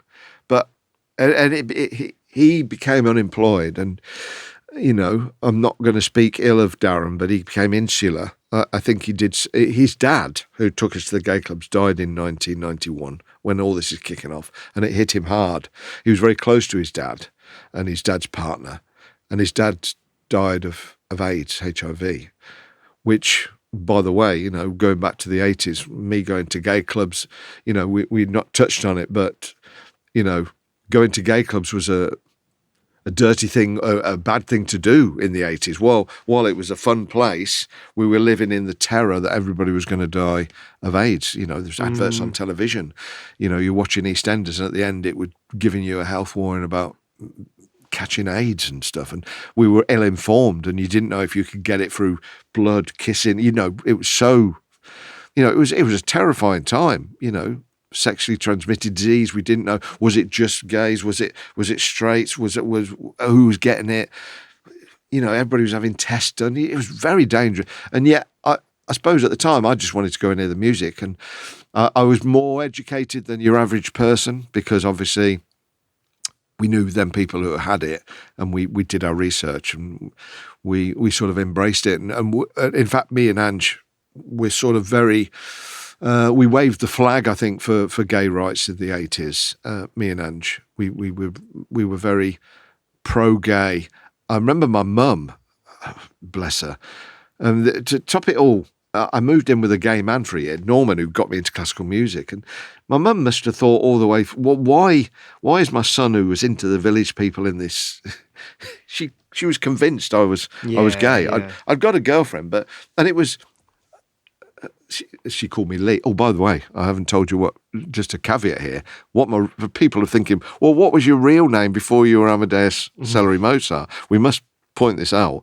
I was born Lee Marlow, L-E-E, Lee Marlow, normal name. Yeah. She was the only person who called me Lee. But she said, Lee, why are you moving in with a gay man? There's all this AIDS. Why are you going to gay clubs? She was an older generation. I understand her concern, but then I tried to educate my parents and people around me to say, look, it's a bad thing, but it's not as bad as you're making out. Too many normal heterosexual people were probably branding around it was a bad plague, and it was, there were some bad things said back then in the 80s. We were really naive. It doesn't seem that long ago to me, but looking back, we were really naive. So, yeah, we went to gay clubs. We waved the flag and said, look, it's a bad thing. Be careful, if you're a gay man. But if you're a straight man, do not be scared in going to the pub with a colleague or a friend or a loved one that's homosexual, that you're not going to get anything from drinking out the same glass. So, yeah, it was a funny old time, the 80s. It was a great time, but a dark time there. So, yeah, I think Darren Kennedy, he lost his dad in 91. He didn't have the success I had during the Hit the Decks. I was so focused, I didn't see him become depressed, Darren.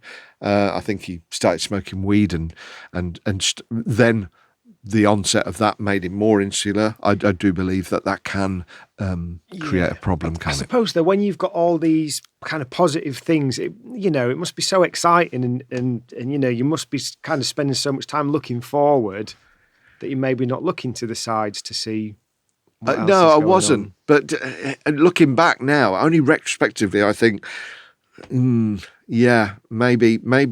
Darren wasn't the sort to come knocking at my door for help, but he became very insular. He did become a bit depressed looking back. He did smoke weed, which is probably the worst thing to do if you're lonely and sitting in your room, because no matter how, I've done a lot of research on different drugs and things. It can make you, what's the word? Insular, not lazy, but unmotivated. It didn't do me any favours in my late teens. No.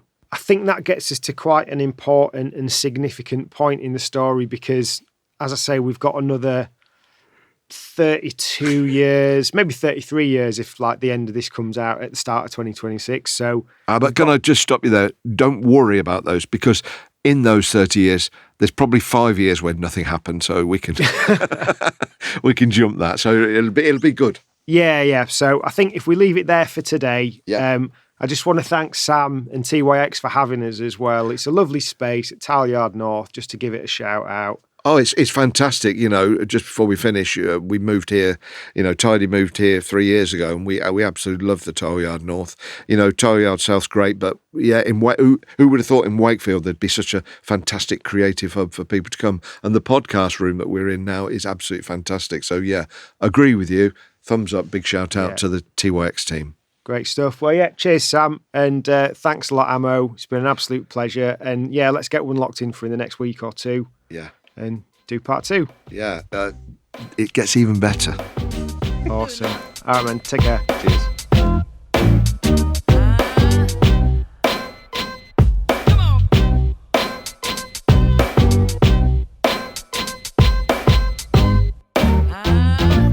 That was nice.